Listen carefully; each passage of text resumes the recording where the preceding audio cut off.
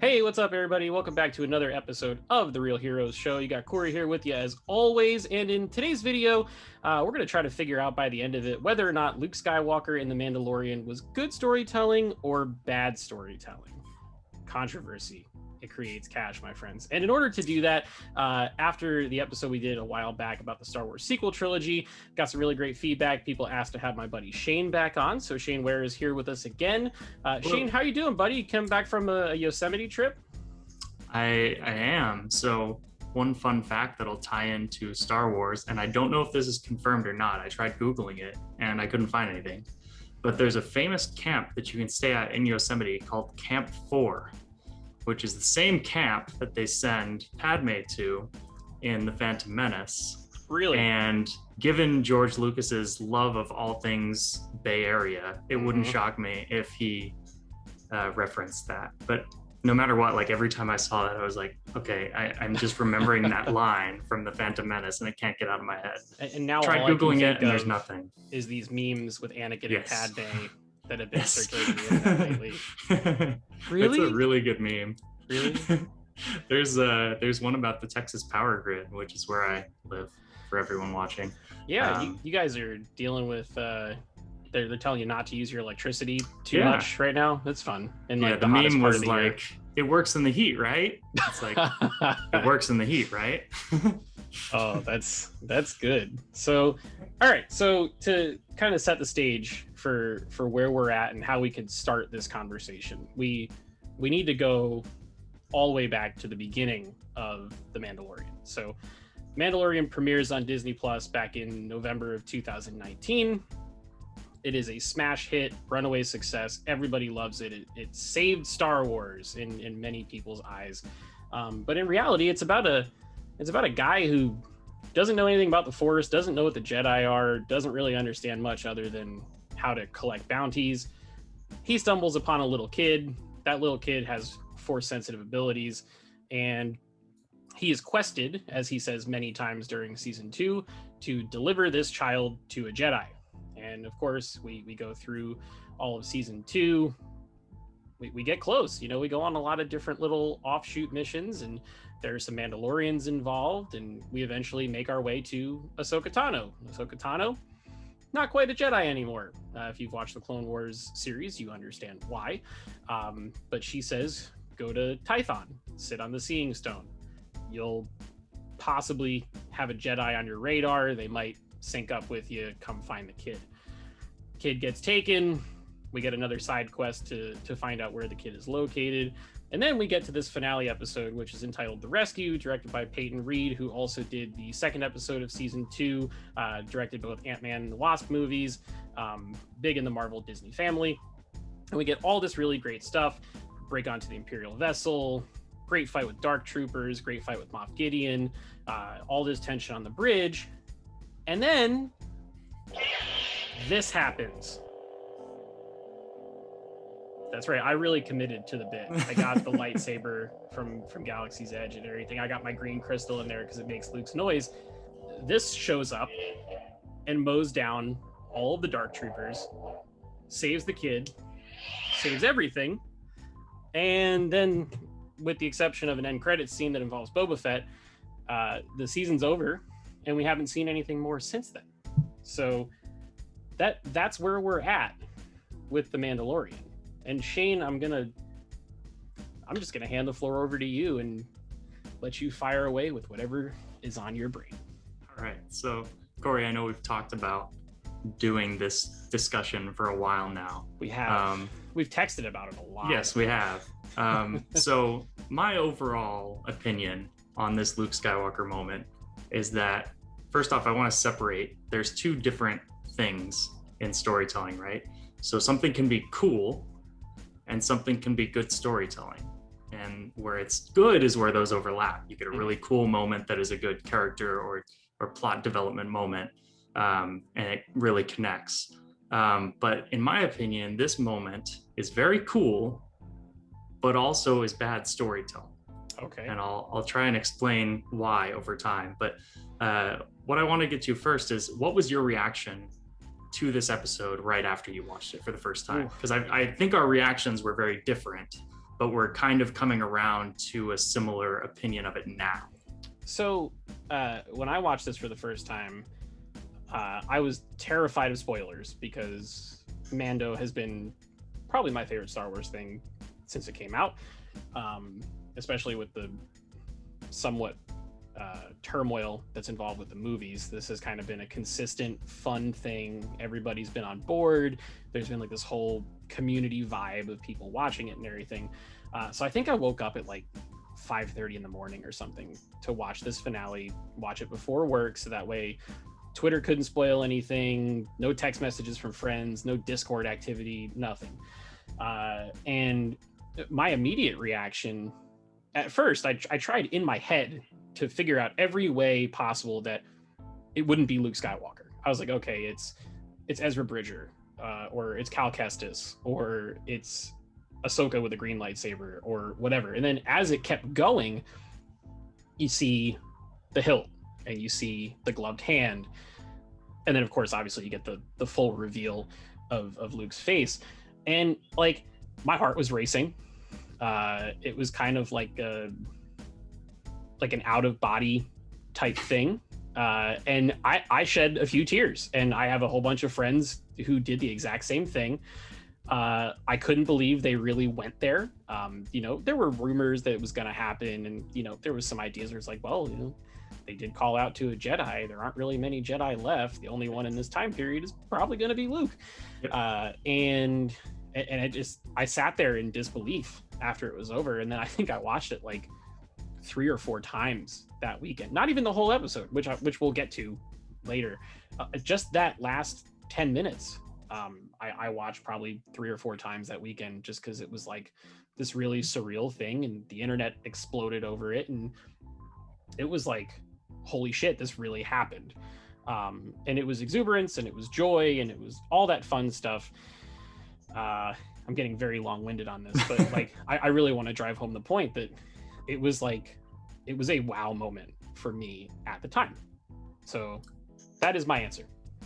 So my reaction was actually almost the opposite, where I was actually really digging the episode for the first 90%. Because what I like about The Mandalorian is when it focuses on like having an active protagonist and that character development between the Mandalorian and Grogu, right? And this was kind of the culmination of the 2 seasons where, he got beaten by Moff Gideon in the prior season, and now he has to face him again. Not technically like one-on-one beaten, but either way, he has to beat Moff Gideon in order to save the child. Mm-hmm. And that's like sort of like the climax of this story is, he's going onto the ship, he defeats the Dark Troopers. One thing I really liked about that fight with the Dark Troopers is he gets his ass kicked. Oh yeah, big time. And like, it's kind of the first time that the Mandalorian has gotten his ass kicked in the show, aside from, I think, that finale of season 1, but like on any actual fight, he's just kind of a badass the whole time. And seeing him actually go through like the pendulum of like, I'm struggling in this fight, and then he uses creativity to overcome it. I really enjoyed that. And then of course he does the same with Moff Gideon, where it's this, climactic fight. And that fight's excellent also. Yes. It's great. And then we get to the ending with Luke, and I felt like it just cheapened all of that. And that's really my main argument as to why it's poor storytelling, is because it's kind of so to go like overall high level, this plot device is called Deus Ex Machina. So if anyone is unaware of this term, it comes from really ancient plays where at the end of the play, God would come out of a box or out of a machine and he would like change the entire story. Somebody playing God would. And so that Deus Ex Machina literally means God from the machine. And it's used now to describe a plot device where everything is sort of lost and then a surprise happens and everything changes.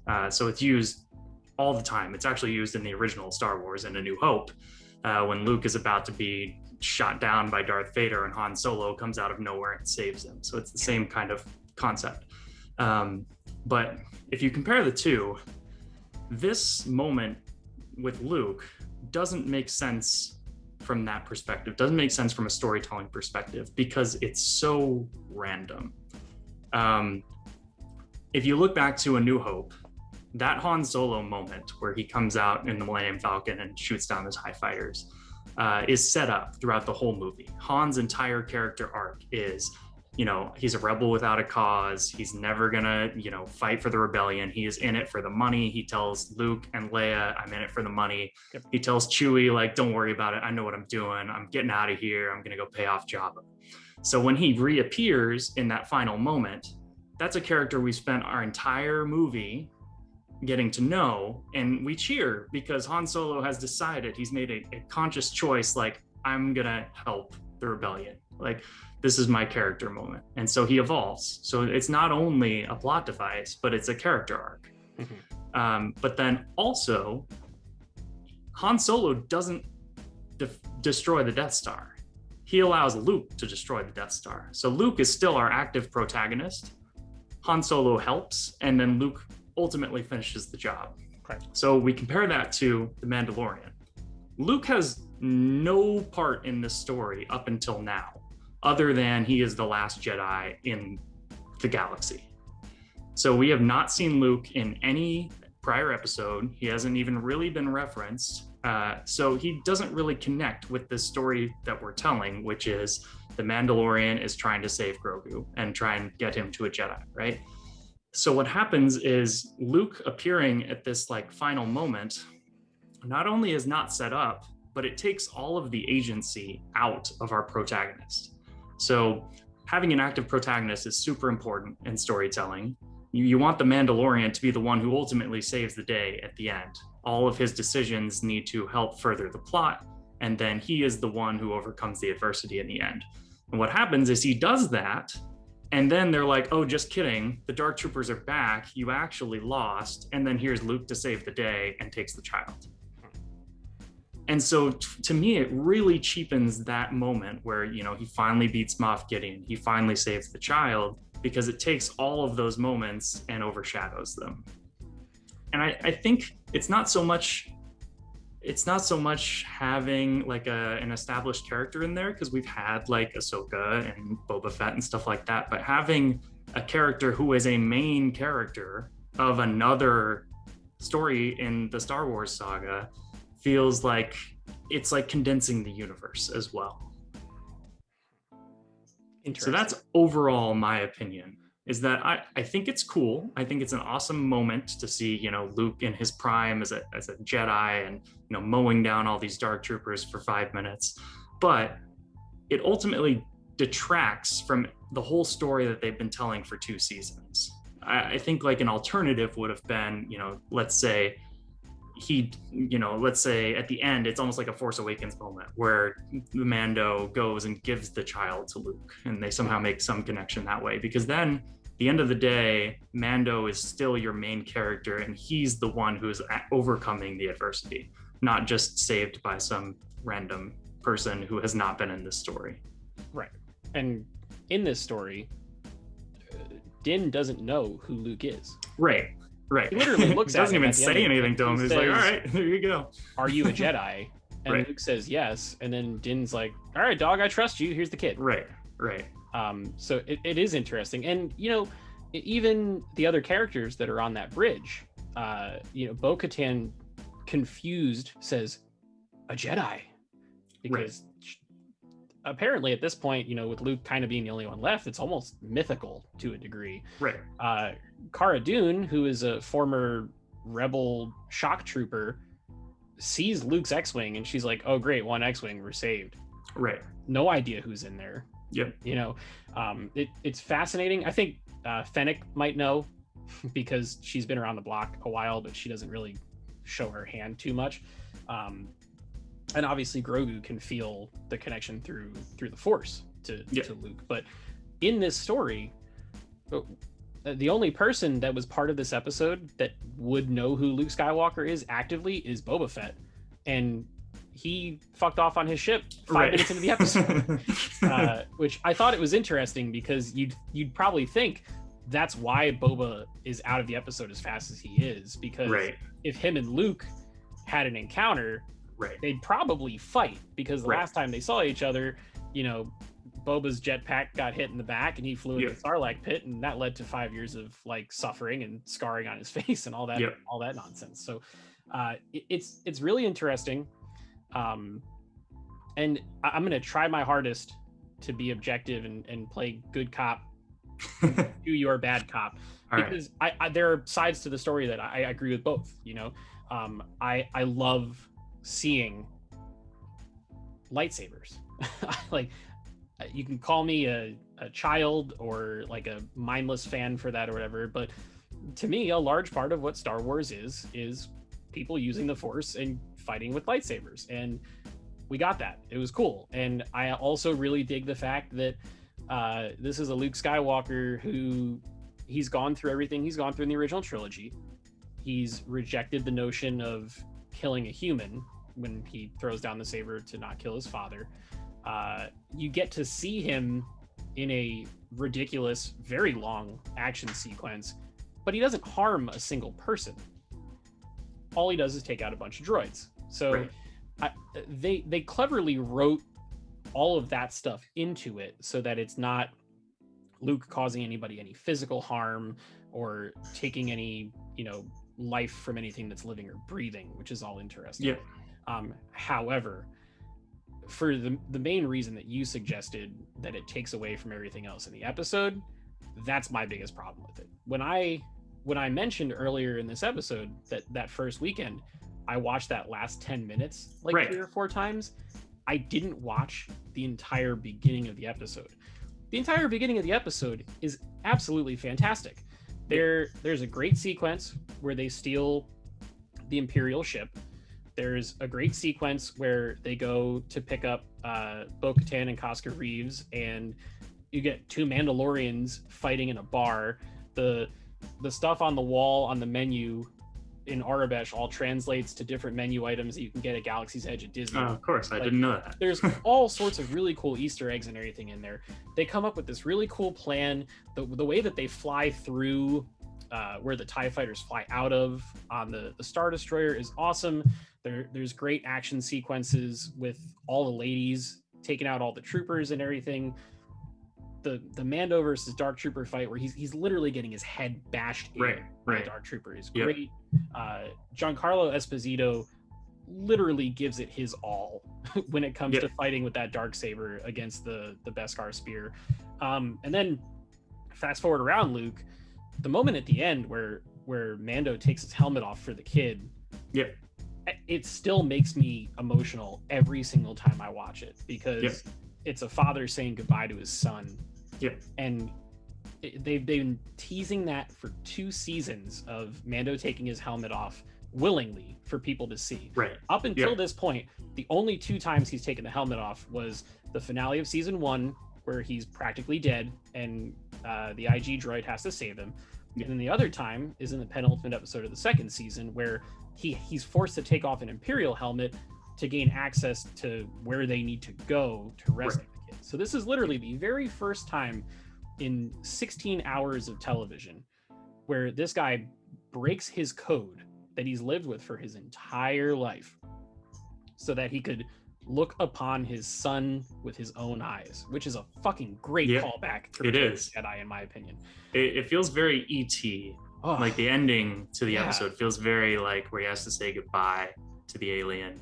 It rips me to shreds. And Pedro Pascal does incredible facial acting without having to say all that much during that sequence. However, the entire time you're thinking, Luke Skywalker's right there. He's right there. Luke is right there, right? Like, holy crap, Luke is right there. Luke. It's like Michael Arndt said when he was trying to write the Force Awakens script. He couldn't put Luke in anything because it sucked the air out of the room. And all you could think about is, oh my God, it's Luke Skywalker. Like, they didn't even tell the actors in that scene that was going to be Luke. Dave Filoni told them that it was going to be Plo Koon, who is a Jedi from the prequel era that he has a huge crush on. And they had no idea until later that it was going to be Luke Skywalker. I think probably the only people that really knew were Filoni, Favreau, Mark Hamill, and probably the director of the episode. Until the VFX artists had to kind of come in and do their thing. Because Luke doesn't look like that. Currently, Mark Hamill's a little different. He's a finely aged man at this point. So it's a really interesting thing, and after sitting with it for a long time, I love the action, but I really just don't like how it takes away from so much of the other stuff that the entire 2 seasons of a show has built to. And it's not to say that I don't like it, because I do like it. Every time I watch it, I'm like, shit, this is still really cool, and it's fun to watch, and it's the green lightsaber, and you get the member berries that kick in. But there are, you know, valid criticisms to make about it, and I think you explained them very eloquently. I have 2 follow-up questions for you when it comes to this, as I'm wearing my Rogue One shirt. Yep. There are some pretty serious, you're seeing it's like poetry, it rhymes. Yeah. Darth Vader between moment. the Darth Vader hallway scene Yeah. and the Luke Skywalker hallway scene in The Mandalorian. Yeah. Which one do you prefer?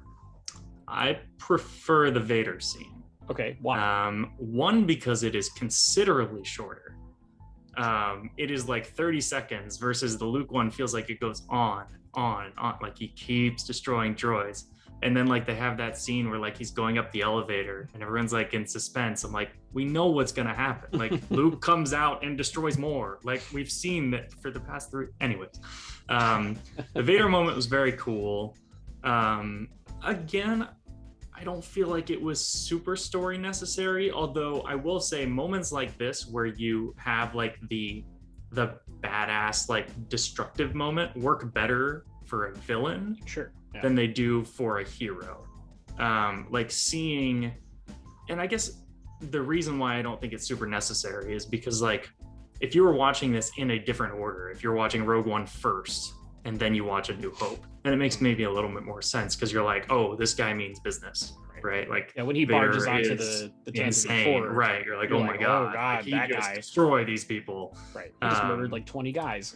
Right. But at this point, like we all kind of know who Vader is and like how powerful he is and was, and I don't know that we really need to see that. Obviously it's like stuff like that to me, it feels like Star Wars porn, right? Where it's like it's not ultimately serving the story, but it's just like a moment that all of the fanboys will go just batshit crazy over, which we did and we still do. Right.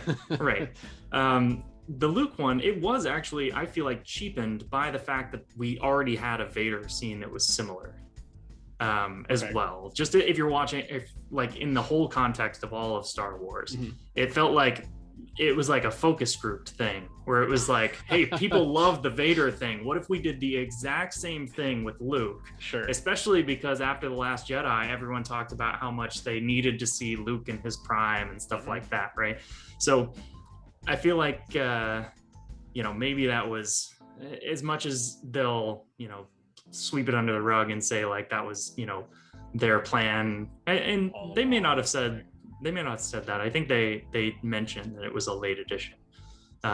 Which thing, the Luke thing or the Vader thing? The Luke thing. I know Vader was a late edition. Vader was wasn't like a month before the reshoot movie came out type thing. Yeah. Which is funny because that's all that you say to people Rogue One. They go, "Oh my god, the Vader scene." Right.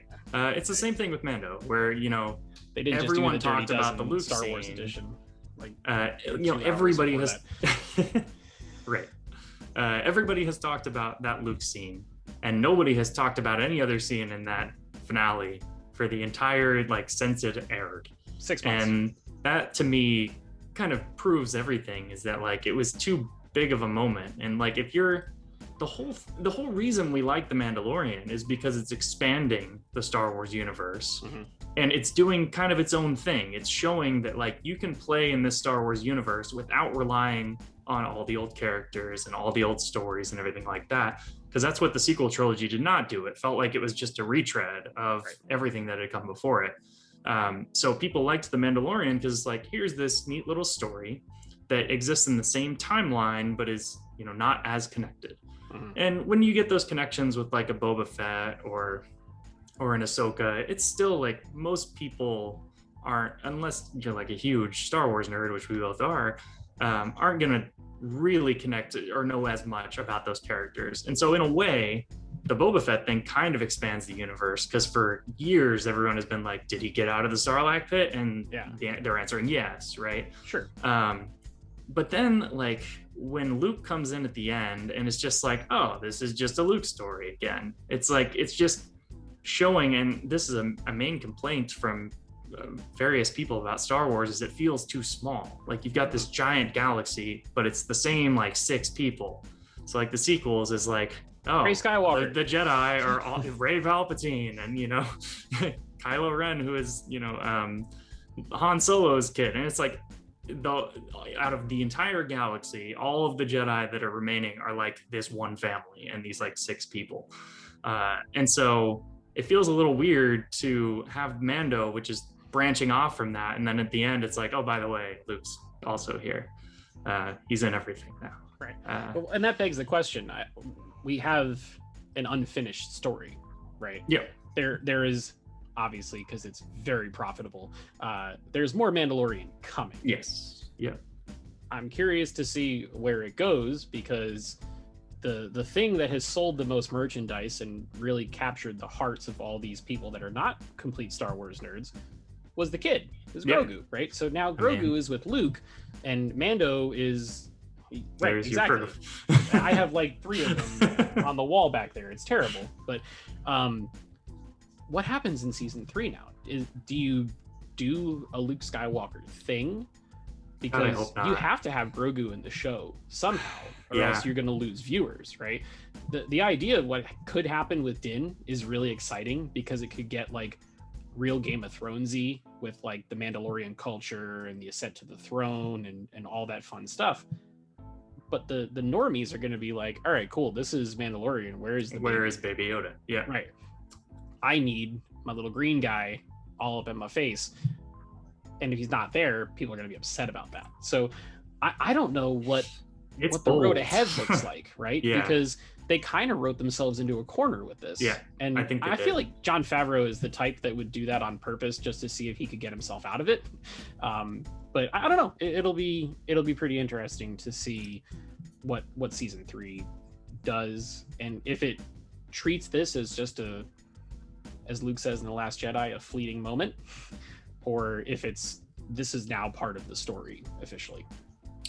Yeah, I tend to think that they'll either find a way that Luke, that like he is trained or something and comes back, or maybe Luke's thing gets like his school gets destroyed, or is that like way later? I don't know. The school getting destroyed is like 20 or 30 years later or something. It's pretty much right before Force Awakens. Yeah. Never mind then. I don't know how they're gonna write themselves out of it, because I don't think that they can just go on without Baby Yoda, because he's so popular. Like that's like, without Baby Yoda, I don't think nearly the amount of people watch The Mandalorian. And maybe they're banking on the fact that, you've been with us for 2 seasons, people will keep watching even if Baby Yoda isn't there. Maybe they're like, because it kind of felt like that story came to an end. I have issues with like the fact that The Mandalorian wasn't the one to end it, but it felt like you can only milk that like buddy cop thing for so long, right? Sure. Like, how many more episodes can you write where it's like, Baby Yoda does something cute on the ship, and then the Mandalorian is like, oh, stop that, you. Like, it's like each episode there's like something like that, and it keeps going. Or like he's eating the eggs, or like he loves the little ball, or like it's you can only do that for so long before it just gets repetitive. And so I think it's cool that they're going to go into that like Mandalorian power struggle thing, especially because Mandalore isn't something that normal people are familiar with. Right. I mean, Clone Wars is a big you basically moment. Have to watch Clone Wars or Rebels to get any of that. To get it, yeah. Right. So I do think it's intriguing, but again, I do wonder, and this is like not even just a Star Wars thing, but a Disney thing in general, is it's like they have proven through this last episode that nostalgia is what plays, and like that's what fans are going to go crazy over, is this like blatant nostalgia. Will they prevent creativity from happening because they're so focused on just giving the fans exactly what they want over and over again.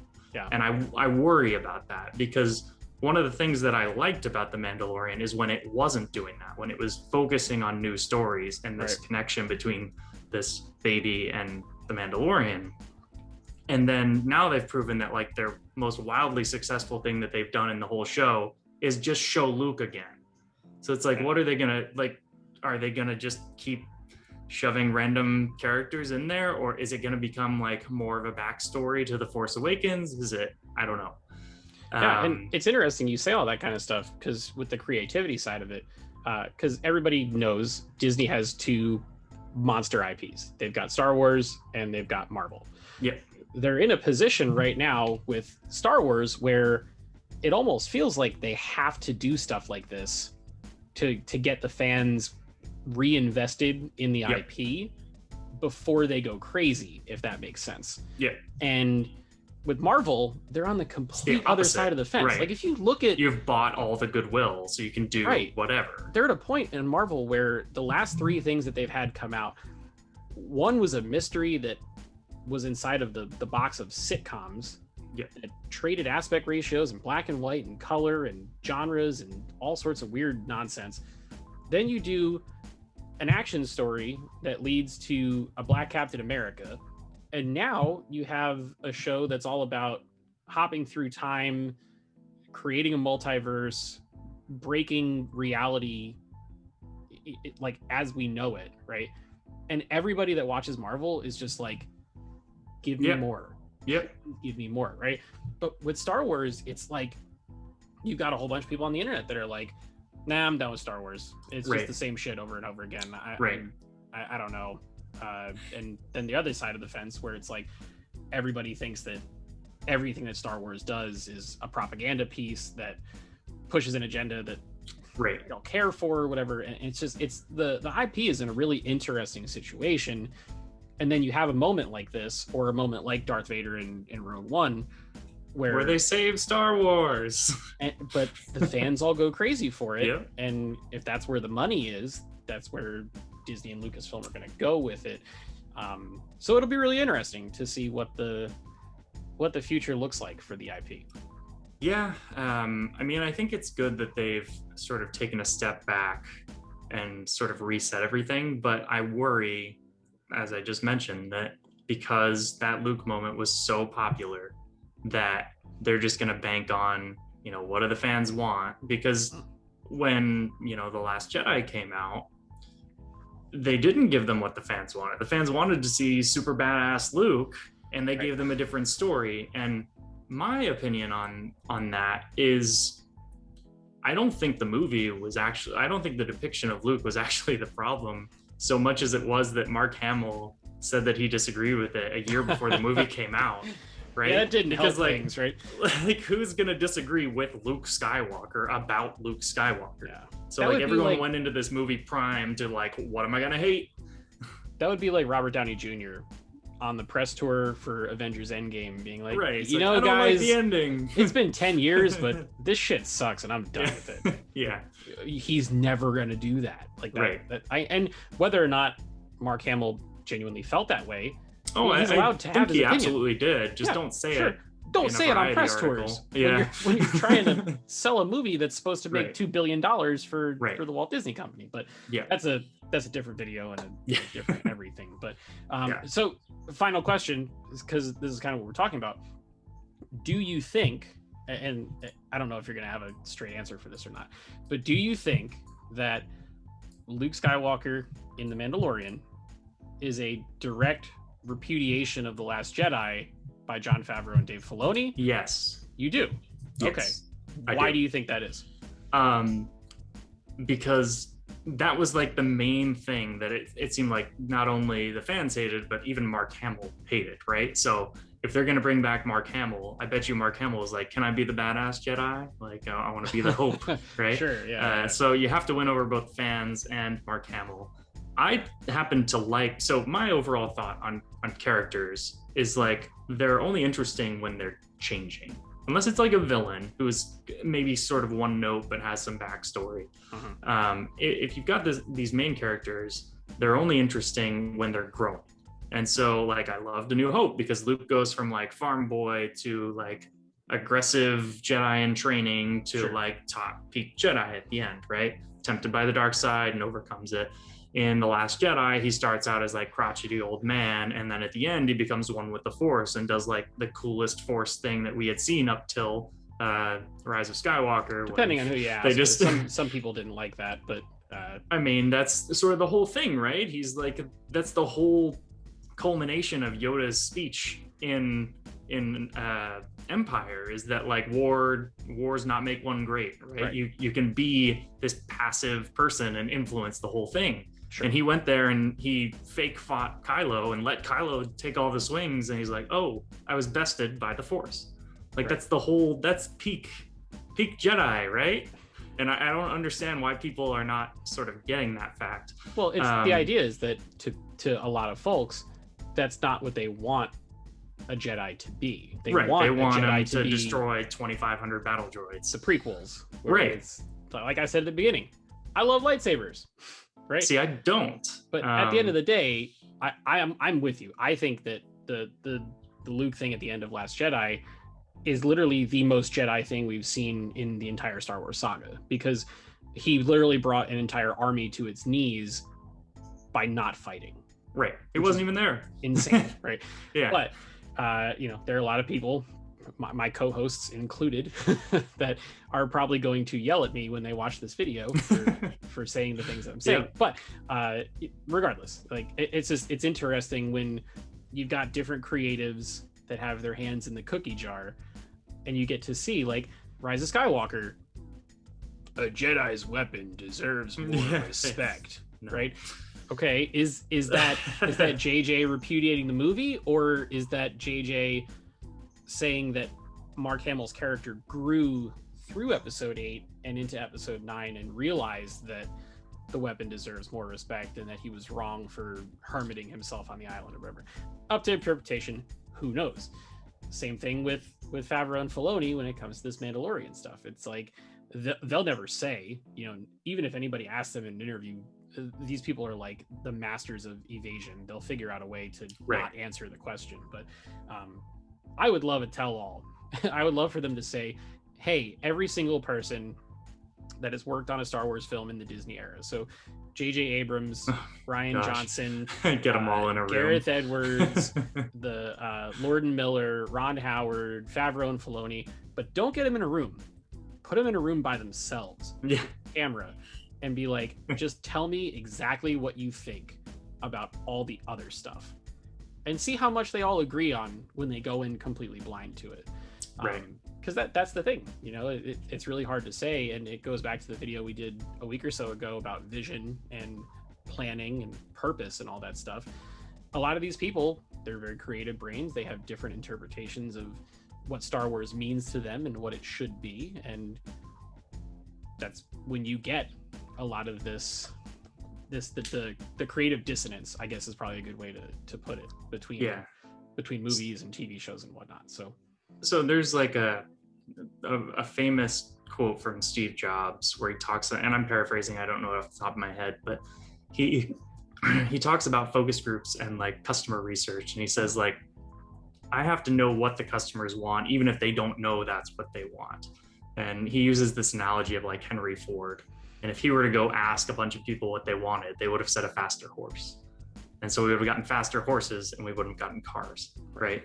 I feel this way a little bit about Star Wars, where it seems like at this point, and Disney in general, aside from this Marvel stuff, which seems a little bit more pushing the boundaries, the new shows, but it feels like most of what they're doing now, and this is not just Star Wars, but even like the CGI remakes of the classic movies and everything, it's like they're just kind of feeding off of what they know the audience wants and likes, and not pushing the boundary on new things that the audience might like even more.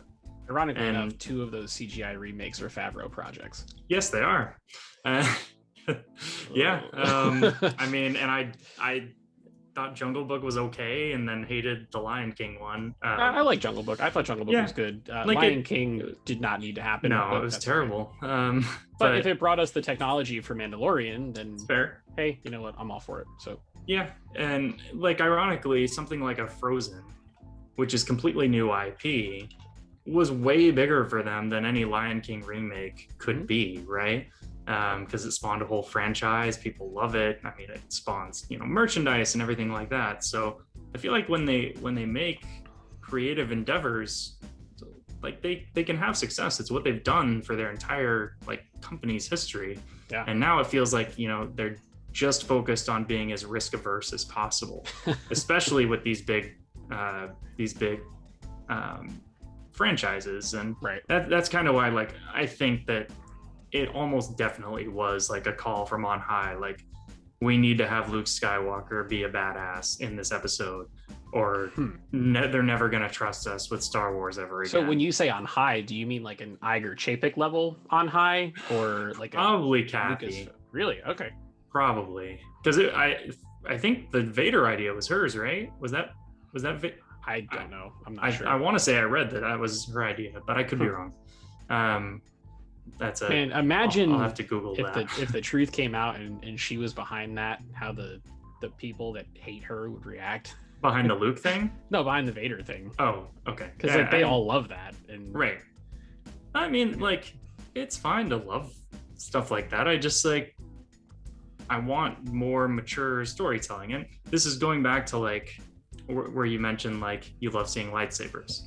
Like, yeah, lightsabers are cool, but if you look at like the original trilogy, all of those fights were character moments. Yep. Right? And George Lucas broke this entire rule himself by going into the prequels and making like 20-minute long lightsaber fights that against like Count Dooku, who we have no idea who that is. Even by that point in the movie, he's just random guy with no character. Right. So it's like he just threw in like more lightsabers, more droids, and more anything. It's just like at that point, it's just shoving more stuff in there. Right. Just like it's like a shiny object, right? And I get that like the technology was really cool and pushing the boundaries, but you can have both. Like you can push the technology while also making it like a part of the story and weave into these moments. Like the Darth Vader and Luke fight is not about how many like lightsaber like choreographed moves they can put in. It's a long-winded fight where like he thinks he's a badass and he goes at Vader and he's like one-handed like blocking him like get out of my face, like you got nothing.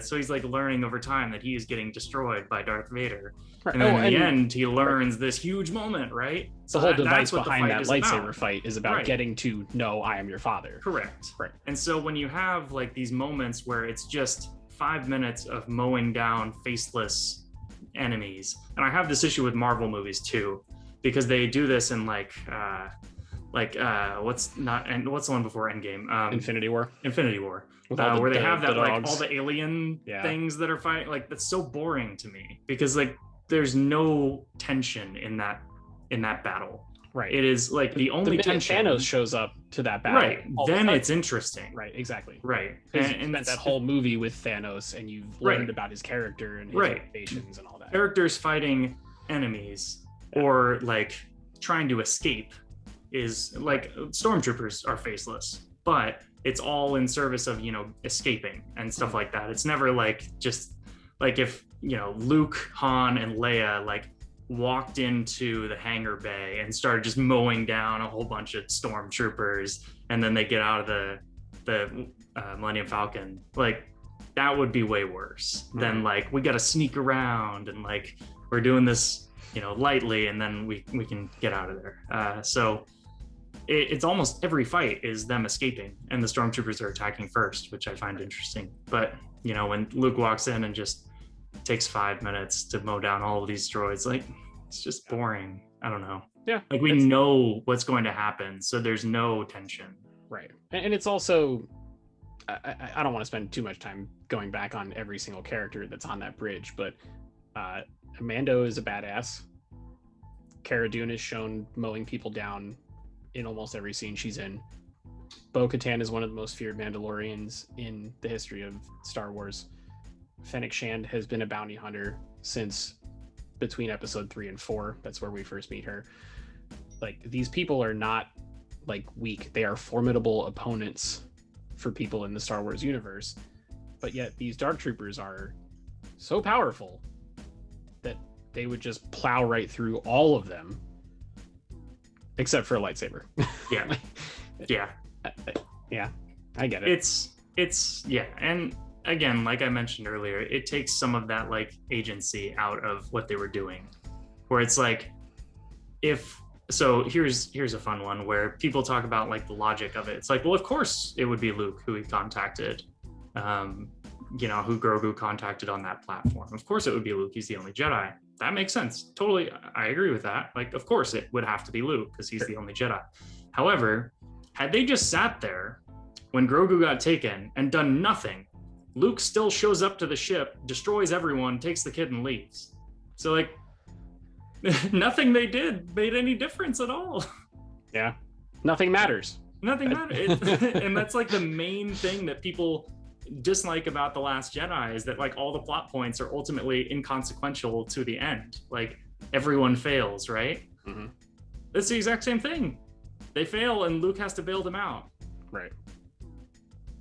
So yeah, when you think about it, they're cornered, and their entire mission is shot, unless Luke Skywalker saves the day. You know, God in a box shows up. Yep, it's Deus Ex Luke. Takes care of it. Or no, Luke Ex Machina. Luke out of the machine. That should be the title of the video, Luke Ex Machina.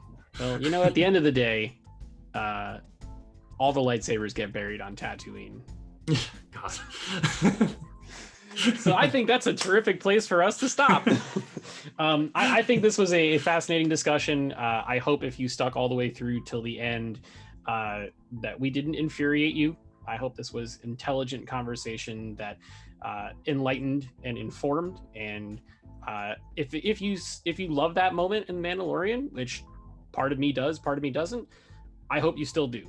And if you didn't, you found a couple friends who you can outline with. You're not alone. And know that you're not alone in the conversation. I feel like I'm very alone in the conversation a lot of the times, because everyone's just so like gung-ho about that moment, and I'm like obsessed with Star Wars. I'm like, yeah, it's not for me. This me. Video gets more dislikes than anyone that we've gotten before. That's I hope I hope people will like it for the discussion and the opinions, and not because they disagree with it.